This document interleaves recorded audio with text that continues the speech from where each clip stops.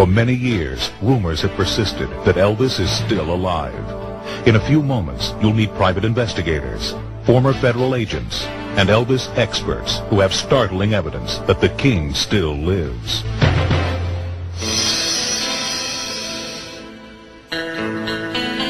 August 16, 1977. The entire world mourns as we are told that the king of rock and roll, Elvis Presley, is dead.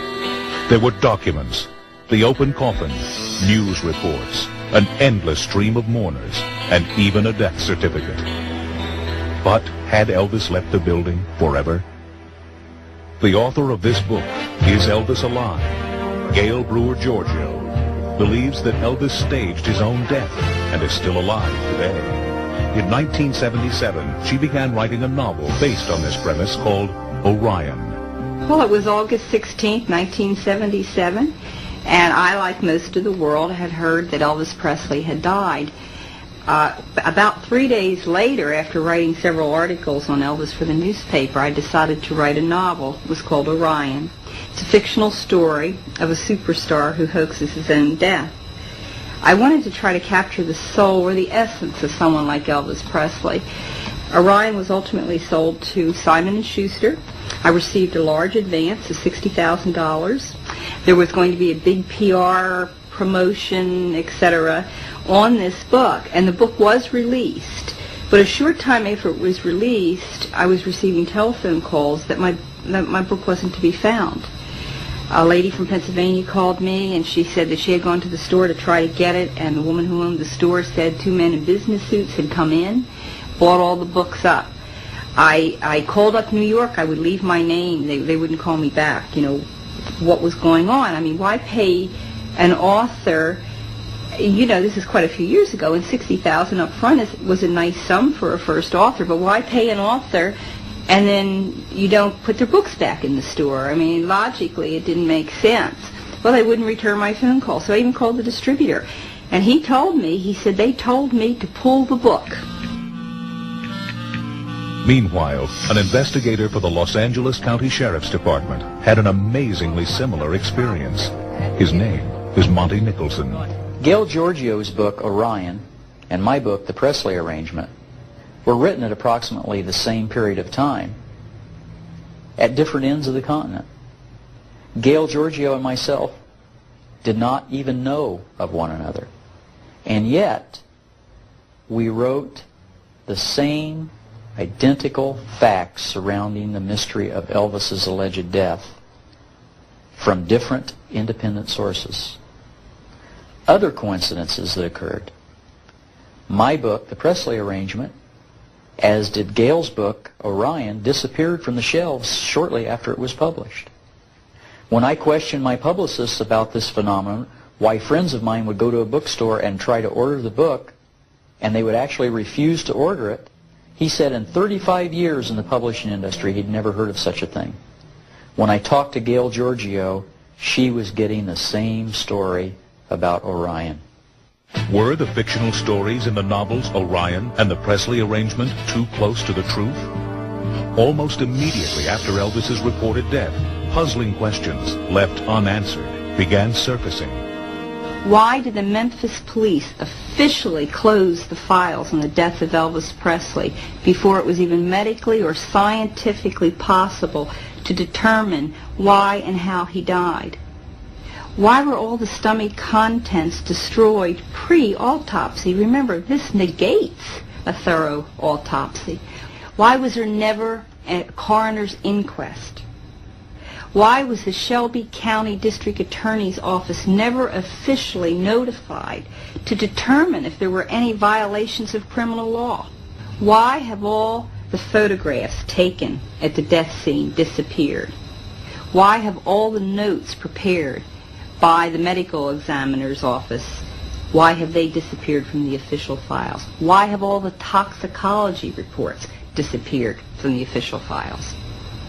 Gail Giorgio obtained a copy of Elvis's autopsy report.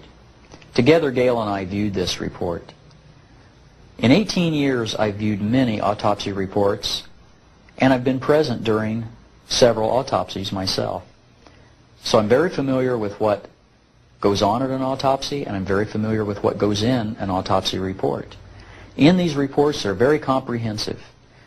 They give organ weight and size, skin coloration. They give things like the percentage of blockage in the subject's cardiovascular system. They give the coloration of the skin, the weight of the person, whether or not there's any foul play or any evidence of foul play.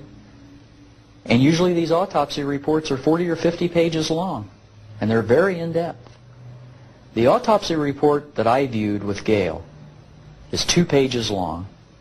It lacks any of the significant information that is normally found in an autopsy report. And during the course of any normal investigation, this autopsy report would be incomplete and unacceptable. It's my opinion that a coroner that would even present an autopsy report like this should probably be investigated himself. Many have suggested that the body on view in the open casket at Elvis's wake was not Elvis Presley at all. People that went by the body in the coffin were heard to say that does not look like Elvis Presley. They were saying the nose is pugged. Elvis had a very classical nose. They noticed beads of sweat on the body in the coffin, and, you know, dead bodies don't sweat. Gene Smith, Elvis Presley's first cousin, remained close to the king throughout his life. He also did not believe that the body lying in state in the open coffin was that of his cousin, Elvis Presley. When we viewed the body for the last time, I stood there quite a while looking at his hands, and of course he was always breaking bricks with his hands. And he had calluses on the bottom of his hand and big old rough-looking knuckles. His nose looked kind of puggy looking, and his right sideburn was sticking out, straight out looked about an inch. And his hairline looked as if it had been a hairpiece or something glued on somewhere. It just didn't look right. And his hands was just as smooth as a newborn's baby's behind, you know. And it seemed like it was sweating on around his hairline. It could have been sweat, it could have been glue, I don't know. But I just didn't believe it was him. Maria Columbus, co-president of one of the oldest Elvis fan clubs, was shocked by the news of Elvis's death. She immediately contacted Elvis's father, Vernon Presley. And he asked us not to come out, that he wanted us to come to Memphis a week later. He said that it was too hectic, there were too many people, the press was there, all family members that they had ever acknowledged were coming to Memphis, and that it would be more quiet and more beneficial for us to talk to him a week later. So we agreed. We arrived the next week, and the whole feeling of it was a feeling of make-believe. It was unreality. When we went to the mausoleum, it was an atmosphere of a carnival. There were people selling popcorn and soft drinks. There were people running up and down, and people standing in front of the doors of the mausoleum posing for pictures with the security guards. It didn't feel real. It felt like it was a game. And we didn't feel that Elvis's spirit was there. We felt a coldness, and like it was a copy of the inventory of Elvis's estate. It was 84 pages long, but it was 84 pages too short. There were a lot of things that were missing that should have been there. This was an inventory of everything that was in Graceland at the time. And there were no photographs of his mother listed, no photographs of his daughter. His diaries were missing. Most of his jewelry was gone. He had maybe 5 pieces of jewelry listed, and everybody knows Elvis loved jewelry, and he had a tremendous amount of rings and watches and necklaces, pendants. None of those were there. Some of his cars were missing. A plane was missing. It was unbelievable. And we were talking to fans who were still there, who had seen Elvis lying in state, and they said it didn't look like him. And the gravesite itself raises questions in Maria's mind. Vernon spelled Elvis's name on the gravestone with 2 A's, even though he officially changed the spelling of his name on his birth certificate from 2 A's to 1 A. Also, Elvis went by 1 A. He signed his contract with 1 A. His marriage license had 1 A. His Army papers had 1 A. Another thing that's unusual is the position of the burial plots. Elvis is not placed next to his mother. He is between his grandmother and Vernon. That is not what Elvis wanted in the first place. And the fans have been commenting about this quite a lot. But was there proof Elvis was still alive? About 4 months after Elvis's reported death, Mike Joseph and his family drove to Graceland to view and take photos of Elvis's grave. It was New Year's Eve '77 when I took my wife and my son and my nephew down to Graceland. They had just opened up Memory Gardens where Elvis was laid to rest. And we were there for an hour, and we left back for home. Had the pictures developed and looked at them, put them away. One day after reading a book, I decided to look at my pictures again. I pulled them out, and this time I saw something in one of the pictures that I hadn't seen over the years that I was looking at them. Of course, I wasn't really studying them, but the sun had just hit on this picture in such a way that it picked up this image sitting in the doorway, a shadow in the doorway. For curiosity's sake, not that I'd know who was there, I wanted to see what it was. I took my son's magnifying glass, put it on the picture, started pulling it away from the picture to get a good visible view of it, and I was just shocked. I could not believe what I saw. My God, I had Elvis Presley sitting in the doorway, looking out at the fans walking past his grave. I have had the negatives examined by Kodak. And Kodak basically says that they are original. They have not been tampered with in any way. They were taken in sequence, uncut by the negatives, being original. They can tell. The emulsion number of the film was manufactured in '77. Each roll of film that is manufactured has a manufacturing date on it in the emulsion number. You couldn't pay Kodak to say something like that if it weren't true. This is the first shot that we took. We couldn't go near the house. This is a security guard's car. It was sort of makeshift then because it was too early. It wasn't really opened up as a museum yet, so the house was closed to the public. This is Elvis's headstone, and right here in the corner is his mother. So this show that was taken after August 1677 and before '79 when his father died, because his father would be right over here, and '80, his grandmother, Minnie May. This is the shot that I took of the people walking and the bathhouse in the distance.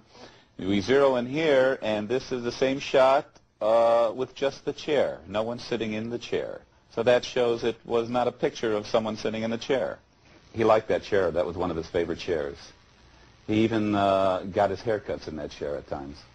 This is the view he would be seeing. He would be seeing us sitting there and the people walking past his headstone. This is my son once again blocking the doorway, and of course the picture where I first spotted the silhouette in the doorway.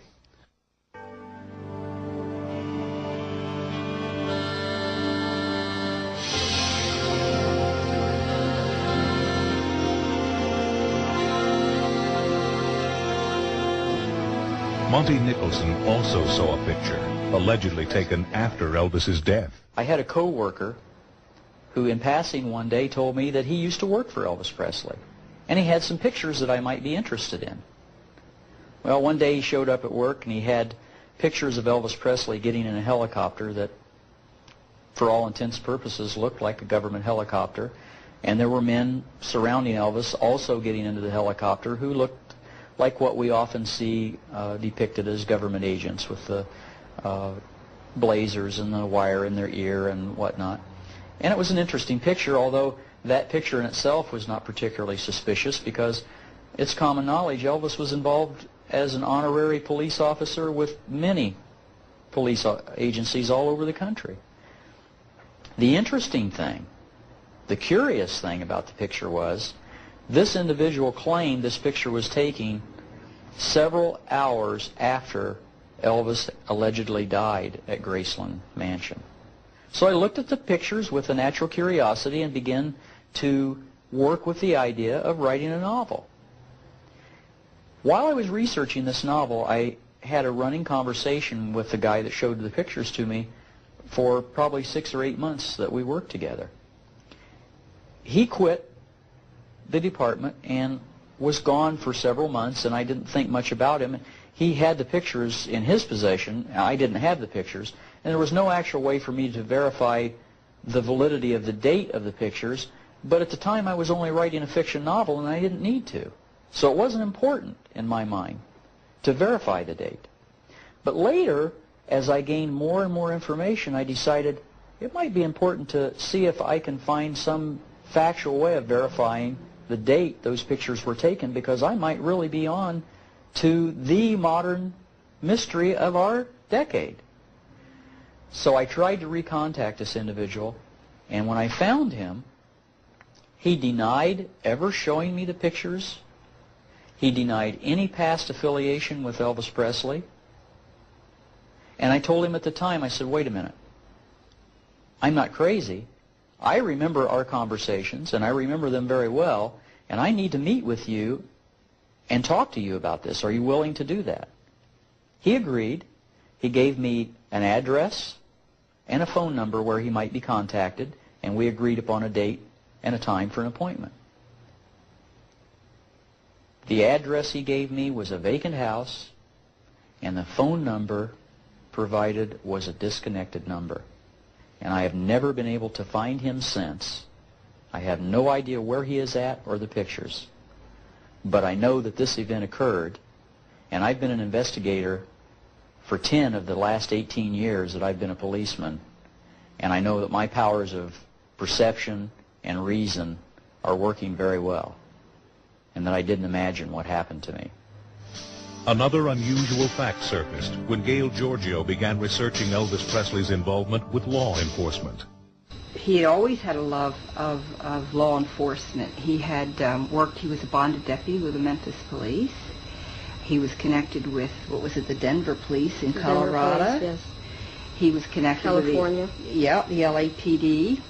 So his interest in law and order went back many, many years, and in fact, when he was voted the most outstanding young man in America by the JCs, it was for his work also in drug enforcement. So he was sincere in wanting a federal badge, and he wrote Nixon a letter on the airplane, American Airlines, and offered his services as an agent at large. He said basically because of who he was, he could probably get to people that other people could not get to. Elvis wrote this letter to then-President Richard Nixon while on an airplane headed for Washington, D.C. Dear Mr. President, first, I would like to introduce myself. I am Elvis Presley and admire you and have great respect for your office. I talked to Vice President Agnew in Palm Springs 1 week ago and expressed my concerns for our country. The drug culture, the hippie elements, the SDS, Black Panther, etc., do not consider me as their enemy, or as they call it, the establishment.